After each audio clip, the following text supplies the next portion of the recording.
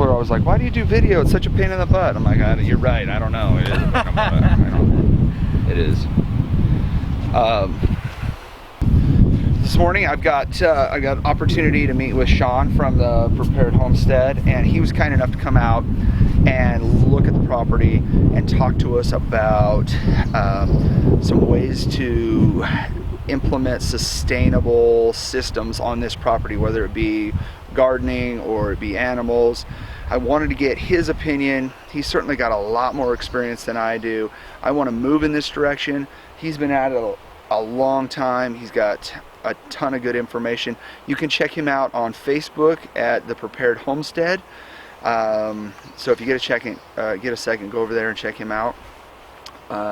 He was kind enough to come over and spend some time with me and look at what we've got, and hopefully I'm going to ask some questions that I've kind of got in regards to the property and getting the most out of it.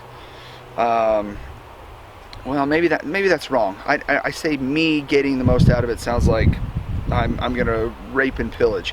What I really want here is a sustainable system that is good for the land and will help provide for the family and help to, I don't know, I feel like I need to be a good steward here of the property, and I know that I'm only going to be here a very short time. And that I need to care for the land, take care of the land, and it'll help take care of me and take care of my family. And at some point, it'll be somebody else's property in many years from now, and hopefully it'll be in good shape for them. So that's what I want to look at, is the best sustainable systems for now and for later. Well, cool, Josh. It's good to be here. Thank you. Thank you for coming and spending some time with me. No problem. So I guess what I want to talk about today is, as you look around at the property, we've got pasture, we've got timbered land. Right now you can see, I mean, the grass is growing like crazy. I wish I had animals out there that we could be mowing this stuff down and getting those animals fed. As you've had a chance to look around the property, what are your thoughts? What ideas are popping into your mind? Where would you start with? I don't even know where to start. Do we start with the garden? Do we get a few animals out here on the pasture? It almost seems like there's so much to do. I'm not sure where to start. No, that's a great point, and I think you hit the nail right on the head at the beginning when you said, hey, I'm looking to make this good for the land, good for people, and good for the future. I mean, that's it. I mean, that's what we want to do, is build self-sufficient, resilient homesteads that will do that. And then hopefully over time, the inputs become less and less, and the production goes up, and it's just good all the way around. So you're right on the money on looking at that. Here's the first place you got to start. You know, any time I look at land, we could get right into it and go, oh man, you could do all kinds of animals. We could do sheep, we could do alpacas, we could do pigs, we could do all kinds of stuff in garden.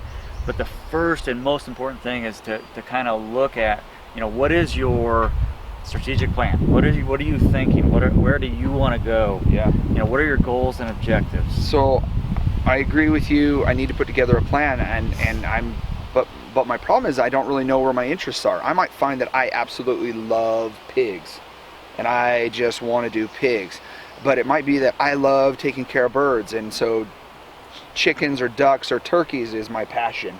Or maybe it's alpacas, or maybe it's sheep. But I almost feel like I need to start small with everything and try it out and say, oh my gosh, I hate pigs, they're stinky, they're nasty, they're stupid, I don't want to deal with pigs. So I take them out of the strategic plan. Okay. So my thought was trying a little bit of everything until I could dial in what I'm really passionate about. It might be, oh my gosh, I love alpacas, that's all I want to do, I don't care about anything else. That's where my passion is, that's what I'm truly excited about caring for and taking care of on this property. Cool. But that was my thinking. But maybe you're like, no, that's going to cost too much money to be dabbling in everything. You've really got to just look at it strategically from the numbers and say, this is a good producing animal, this is what we need to stick with. or this is what's good for this land. This is what we got to stick with. But no, I mean you got some really good points there. Now, one of the things I always tell people is, you know, there's this road we can travel. We can travel on the left side, the right side, the center, but there is there is a ditch on either side. Yeah. Right, and I call it the ditch of excess on one side, and then the ditch of massive inaction on the other side, right? Okay. So, but I like what you're saying. There's nothing wrong with jumping in and trying out some different things, right? And that's always a good thing. So there's nothing wrong with that. I would just be careful trying to obtain that balance. You know, get that balance going on. Yeah, you can try a few things. You know, poultry is always, you know, I call it the gateway drug to homesteading. Right? Chickens are right? the gateway animal. They're simple. Yeah. You can try them out easily. They're not gonna. Yes, they can damage the land if you're not careful with them. But in reality, with as much space as you're gonna have, it's just not gonna be a problem. So I'm all about trying things out. You know, just try and stay out of the ditch on either side of the road. Right. And you know, the world's your oyster. You can try any number of things. Like you said, you've got pasture out here, you've got woodlot out here, you've got forest. You can manage it. Now, one other real important point that I'll bring up is the idea that, you know, most people they want or they think they need a lot of land. Yes. You know, they think they need a lot of land. They need 20 acres. They need 40 acres. You know, that's in reality, as a homesteader, most people work much less than that. Right. Okay. So you can do an incredible amount on 5 acres or 10 acres.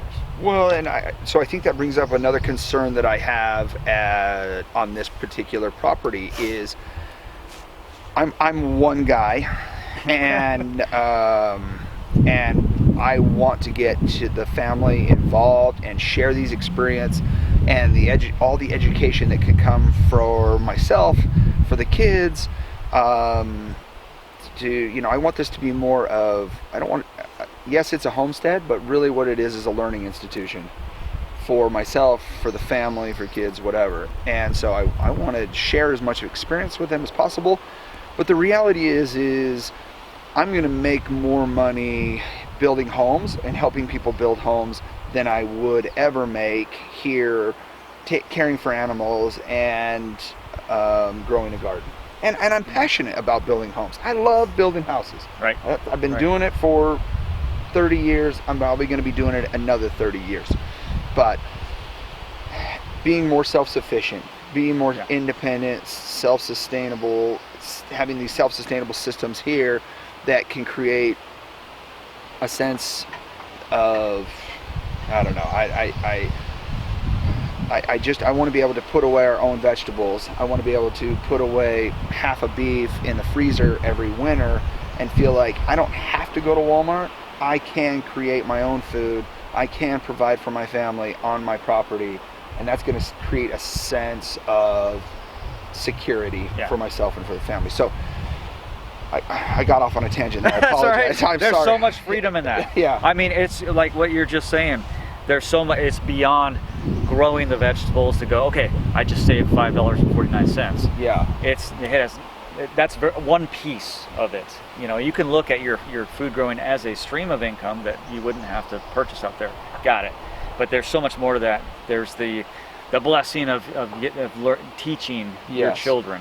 There is the sense that you have some independence and freedom. You're not tied to Walmart. Right. And so it's much more than that. And so I agree with you 100%. You know, if your passion, if your business is elsewhere, that's totally fine. I tell people, no, you do not have to create farmstead enterprises. In fact, we're not farmers, and we're very deliberate in that. We are homesteaders. We do have some farmstead enterprises. Help me understand that, because I think it gets the water gets muddy there. Okay, yeah. The difference, because people are like, oh, are you a prepper? Are you a homesteader? Are you a farmer? Are you a rancher? It's a great question. You're like, I'm a little bit of all of that. I guess. Yeah. I don't know. But speak to that. Okay. Define that a little bit. Okay, sounds good. Yeah, I love talking about this kind of stuff. Yeah, I can't tell. Okay, so the difference between a homesteader, farmer, homestead enterprises. Yeah. A homesteader is somebody who's trying to live a self-sufficient lifestyle. They're producing mostly for themselves. They're managing some forest land, maybe to for firewood and maybe for timber, for sale. Yeah. But they want healthy forests, all that stuff. They're producing for themselves to obtain some level of self-sufficiency. A farmer is farming, and basically that's their business. They are running a farm in order to sustain themselves and to earn their living. Yeah. There's a huge difference there. A farmstead enterprise, in my personal opinion, it's somewhere in the middle. It could be a homesteader like us who may have who occasionally takes an stuff. Enterprise, but I'm not trying to make that my living. Yeah. Okay, so for a while we did custom poultry processing, or I'll sell trees and shrubs. We've raised pork for customers, but that's a farmstead enterprise, and you can get down to the technical level, and with the IRS, $1,000 or more in revenue, you're a farm. So you can technically do a Schedule F, right, for example. And so, there's that piece. But a homesteader, self-sufficient lifestyle, farmers trying to earn their living off the land. Yeah. Okay. And I agree with you. I'm a little bit all that, but we mainly are what I consider homesteaders. That's us. So that's the category I put myself into, is a homesteader, because I want to grow my own food. I want to raise my own animals. I want to understand where my food comes from. I want to try and save a little bit of money if possible, or at least create a healthier option. Absolutely. And so I put myself into the homesteading category, even though I really don't make my living from off of my land. Sure. Yeah. So that would be correct. I think you're right on. So the one thing I was going to speak to is I'm one guy, and I don't make my living here, but I have this land, and I feel like I have a stewardship, a responsibility to the land. Absolutely. And maybe even to my community, to maximize this land and care for this land. So one of the thoughts that I've had is maybe what I need is to lease some of this out, or lease out a garden space, create a 1 acre garden space, and then lease that out for $1 lease, whatever. But put it in the hands of someone who has the time to make the most of that. Right. Or lease the pasture to a neighbor who has a few sheep that could use the pasture grass, and in return possibly they in trade we end up with meat in the freezer. It's a great way to do it. And so I'm not really there, I'm not really doing it, right. But it's being done, and it's not going to waste, and the land is being cared for. Absolutely. And it done well. So right, it can be done poorly, it can be done well. Yes. If it's done well, the land is going to increase in fertility. It's going to get better over time, and that's what we want. So that's a great option. I would just have some stipulations. It's like, hey, here's the assumptions. Yeah. So we're going to bring in animals. I want them at least rotationally grazed. I don't want any in one area to be overgrazed. Right. So it's good for your animals. Don't bring in 300 sheep. Right. mow the grass right down to the dirt, right. And then see ya. See you later. Have fun with that. And so, but therein, I need to get educated on how many animal units per acre, and then based on, okay, so I've got to get smart on what the land can sustain, and maybe start small incrementally. And I'm sure that's going to change over the year depending on rain and sun, that the land is going to produce more or less. Absolutely. Depending. Yeah. It's constantly going to be changing. Totally. And that's the nature of understanding the seasons and understanding the individual microclimate. Yeah. And so, as opposed to, we can't say like, 1 acre per cow. You can't say that. No, it doesn't. You can look at the individual property and understand soils, understand precipitation, understand latitude, all that kind of stuff, and then come up with an educated guess, and then start doing some experimentation. Right. But doing it over not doing anything is always preferred. Give it a shot. So so do it even if you mess it up. It's better to get the education. Absolutely. From that doesn't Experience work. is the great teacher. Yeah. So I don't know. I feel overwhelmed, and that's why I wanted to get with you and kind of pull from your knowledge, from your experience, and help me understand what's going to be best for this property. Yeah. Because here's the thing that I think there's a lot of folks in our community, down in town, that maybe I know that with the kids in school, that there's friends that they have that maybe they live in an apartment or they live on a small home, and maybe they don't eat as well or as healthy as they could. Mm-hmm. And I think that we could help in a lot of ways, whether it's providing food or opportunity to some of those families that, hey, we don't have enough room for a garden, but we'd like to grow to supplement. Hey, this is all yours, and this section of the garden is yours, and do with it what you want. We'll provide the dirt, we'll provide the water, and you can plant the seeds and grow it and water it, maintain it, and whatever you harvest out of there, it's all yours. I think that is a much better place to be than just letting it sit and do nothing with it, when there's people down there that if they had access to the land and the water, that they would grow. Absolutely. And then you have the benefit of kind of watching that and experimenting. Yeah. So hey, this seems to be working well. What are you doing? Wow. Wow, I had no idea that pumpkins were going to do so well. Right. Let's definitely do more of that. Or, whatever, hey, strawberries are not doing good, let's not do any more strawberries. Or they don't do well there, it's too shady, let's move them to a sunnier spot. Yeah. But at least we would be learning and growing and helping to give an opportunity to other families, to other kids, to learn and grow in this educational institution that we've got here. Yeah, no, that's great. And I think that's a good approach. So you're not trying to do it all yourself. Yeah. Right, because it's impossible anyway. Well, but I think that's what it is. I mean, it sounds like I'm trying to be the nice guy, but I think what it really is I'm scared to go it alone. Yeah. Well, and it seems so massive and overwhelming that it's scary. Sure. I mean, I might look like I'm 6'2", 300 pounds, tough guy, but the reality of looking at the amount of work that needs to be done here is equivalent to climbing Mount Everest. And so to think that I could share that experience with people and that we could go it together, I think it's more about taking away some of the fears or insecurities that I have. Absolutely. And then you and your family, this is another really important principle. Yeah. Start in really close and tight, and then chunk and work your way out. Yeah. Right? So you start small and simple. Right? It doesn't mean you're not doing anything, right? We want to avoid the ditch of inaction. The ditch of inaction on that side of the road. Yeah. Yeah. Right. So but then you're bringing in other people to maintain the land and to help get your neighbors, and even if it's just allowing them to graze, as long as they're doing it well. Yeah.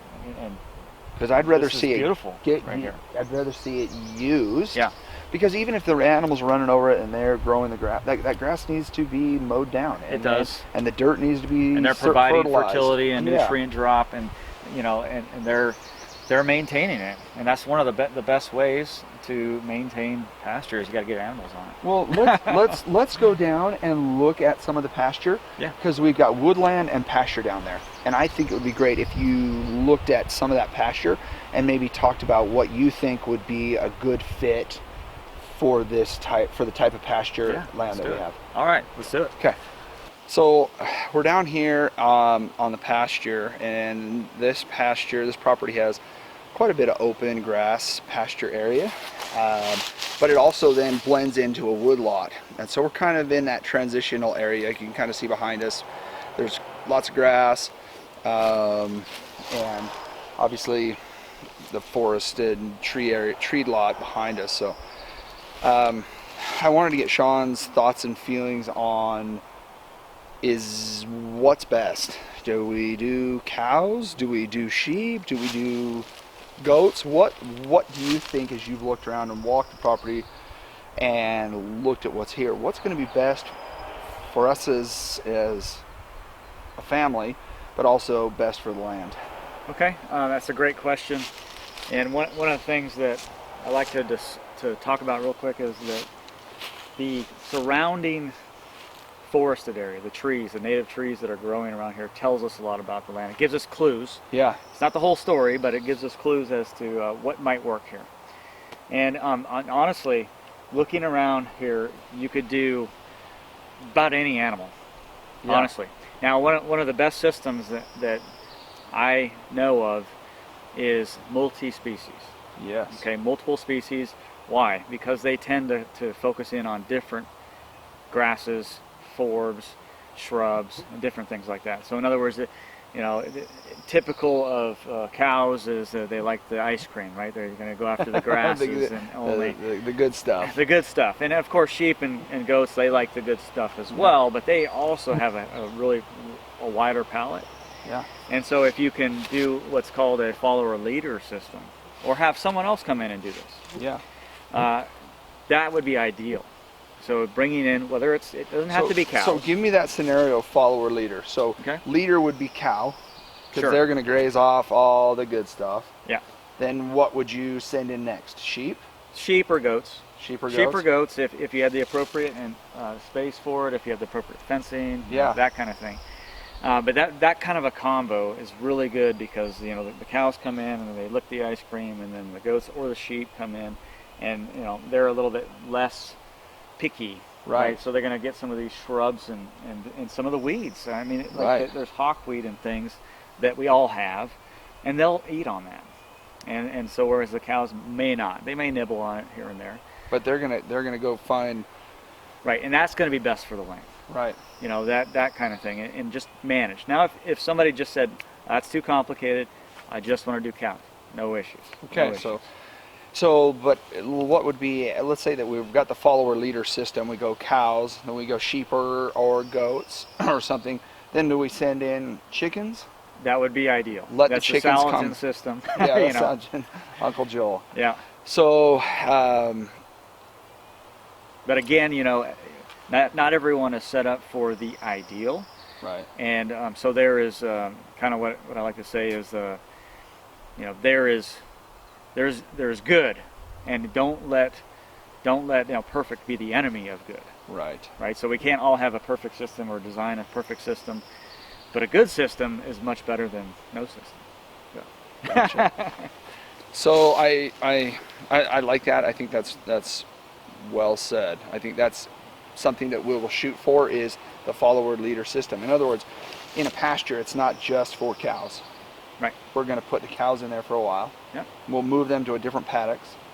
Then we'll put in sheep, goats, whatever. Right. And then we'll try to make sure that we've got the chickens, or move the chicken tractor in there, or the, whatever system we use. I'd probably put I'm envisioning a mobile chicken coop. Right. So kind of the classic Salatin. Yeah. Right. So, and he just does, cows followed by birds, and that's totally fine. That's a great system. That works. You can get a little bit more complex with this follower leader, maybe cows followed by sheep followed by birds. But in the end, if all you did was rotate one species of animal, that would be better. That's better than nothing. Absolutely. Yeah. So we're back in here in the trees, in the wood lot, and not a lot of grass on the ground because it doesn't get the light. What do we do in this area? Do we try, I know we need to think about a forestry plan, and do we try to do some cleanup in here? Do we try to plant grass? What are your thoughts? What are you doing on your property? And maybe speak to your property, share some of the things that have been working there, and what we could apply here. Okay. All right.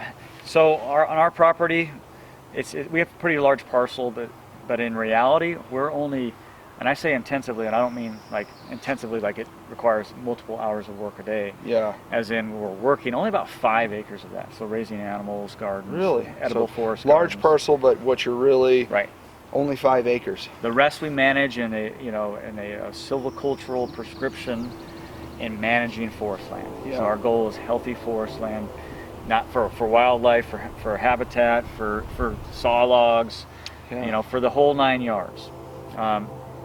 So when I look around at this forest, first of all, we're sitting in about 80% canopy. Yeah. So we're pretty canopied in here. We look up, you got maybe 20%. We're covered. We're covered. And then the other important part is to look around and go, okay, what habitat type is this? Okay. So with the canopy being what it is, and certainly not as much light in this area, what would you do? We're sitting in this cedar habitat type. You have this nice cedar stand. Okay, so we're kind of dominated by cedar. You've got grand fir in the understory, and you've got a lot of like wild ginger and some other understory plants that are very typical of this kind of heavy canopy. Right.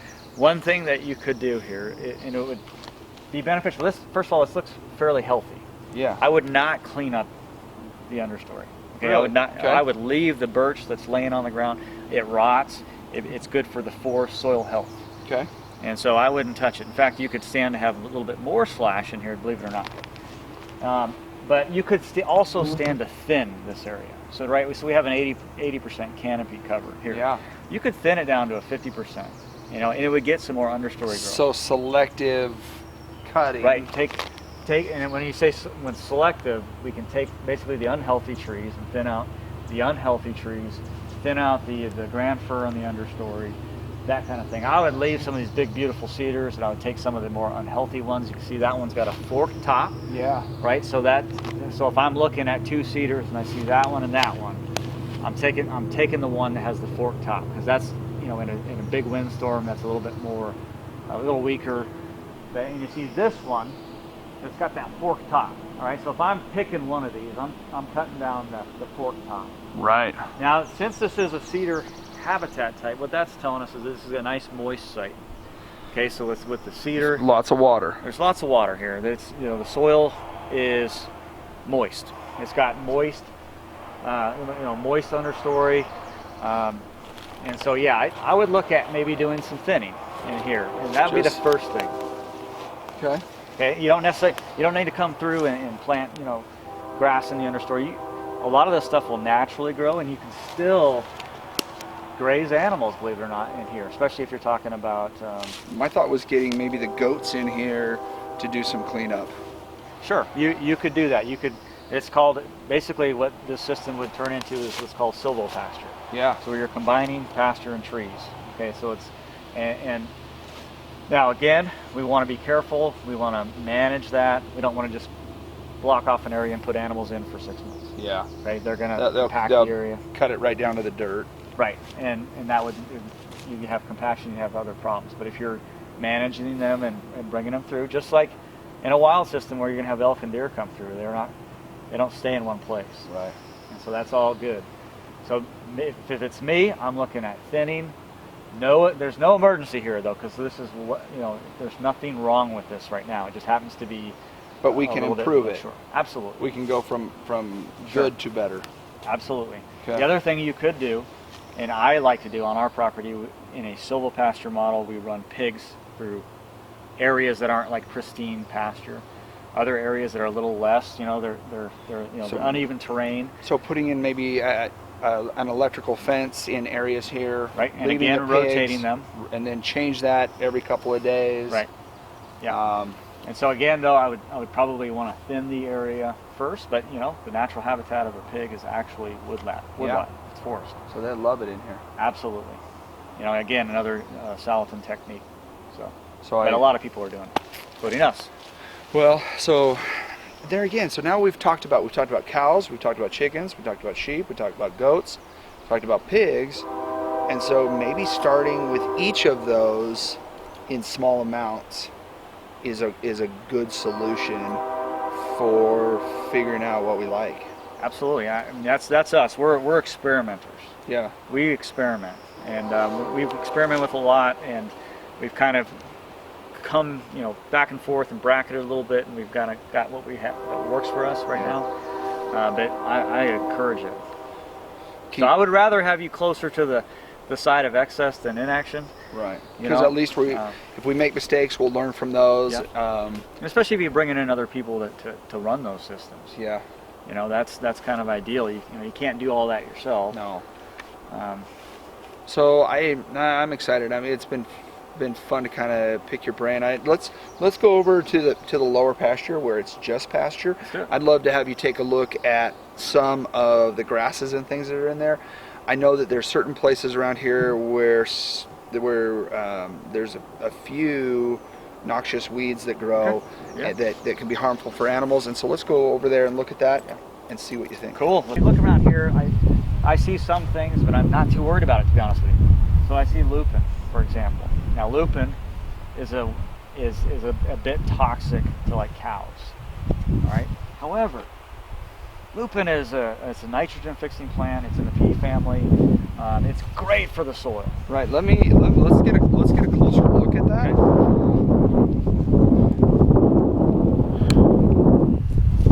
In fact, you can see here, these are the kind of the old seed pods of lupin. That's what it looks like right there. It develops this, and it's a native plant here. It develops this beautiful purple flower. I mean, it's awesome. It's awesome. But it is toxic. But you know what? I have it in our edible forest garden naturally. I leave it. I mean, it's a nitrogen fixer. It's good for the soil. It's literally able to take nitrogen from the atmosphere and be able to, through complex processes, through bacterial exchange, is able to actually get nitrogen into the soil. It's like a natural fertilizer that's growing. So maybe we don't want to get rid of those. Yeah, you know, again, but I mean, as you look out here, there's quite a few. Inundated, and there's a few dandelions out there. But you know, goats and sheep, they'll eat on this, they'll nibble on this stuff. I really just need to get animals out here. Yeah, I would. You know, you're doing nothing but good for the land, even if it's done imperfectly through experimentation. It's all good. You know, you can definitely tell there's moister areas out here. It's a little bit drier out here. It gets a little bit moist over there. And so what you do, instead of going, okay, we need to dry that area out, is go, all right, so early summer, these drier areas can be grazed. A little bit later summer, when that's firmed up just a little bit, you know, then you graze those areas, right? So you set up a system. Break up the paddocks between dry areas and wet areas, and then start on the dry in the spring and work towards the wetter. That's going to be banking pasture for you. Right. I mean, it's like money in the bank. Let's walk over and look at some of the wetter areas and see if we can find any of the bracken fern and show some of that. Okay, sounds good. But just the fact that there's all these different, you know, we've got some hawkweed, we've got some tansy, we've got you know, a little bit of lupin, and we've got mullein, and you know, all these different things, and none of it's bad. Would you plant anything? Would you come in and plant anything? I wouldn't plant anything. Nothing. I would just manage animals on this. Gotcha. Yeah, I mean, most of this is really healthy. In fact, it's just primed for some grazing right now. And again, just kind of banking certain areas. Yes, this is wetter area, so I would keep them off this space until a little bit later in the summer. Gotcha. But you know, you've got hawthorn. I mean, you've got all kinds of interesting things here that most people will say, "Oh, that's terrible. Get rid of it." And I'm like, "Oh, that's medicinal. That's medicinal. That's edible. Leave it. Don't get rid of that." Well, what I don't want to do is I don't want to spray anything. Okay. I don't want to spray any weed killer. I don't want a dandelion killer. If I can't take care of it naturally, then in the natural way. In a natural way, then we. Yeah. Before I would buy a bottle of Roundup, I'd go buy a goat. There you go. I agree with you. that's my thinking. At least the goat's going to fertilize for me. Yep. They're gonna drop nutrients. They're gonna manage weeds. You know, goats will eat hawkweed. They'll eat dandelion. That's ice cream to them, right? Some of this Timothy and orchard grass. That's ice cream to the cows, but the sheep and the goats. And again, they're all a little bit different. So in general, they have a wider palette. As we look around the property, there's little trees coming up. Yes. In some of this, and there's certainly a lot of old dead trees that are decaying. Yeah. Would you clean any of that up? Would you move any of that around? Would you strive to get straighter, cleaner, flatter pastures, or would you just leave it? Well, I'm gonna have to have you out to our place. Okay. And my thinking, which is probably opposite of most people's, is to leave it. I'm a big fan of Silvopasture models. Yeah. And integrating trees. So and pasture. explain that for most people that don't know what Silvopasture is. Okay, so Silvopasture is simply the integration of trees and pasture. So excellent question. First of all, I'm not anti-mechanical at all. In fact, okay. I like to rent an excavator once or twice a year, and I knock out everything I need to do. And then return in those it. 3 days. Yeah. Boom. Digging ponds, swales, whatever I need to do, knocking, clearing, thinning, great all idea. that stuff. Rent it and done. Do a bunch of work, turn it back. Right. And so, but in a system where if the goal, and again, start with your goals and objectives.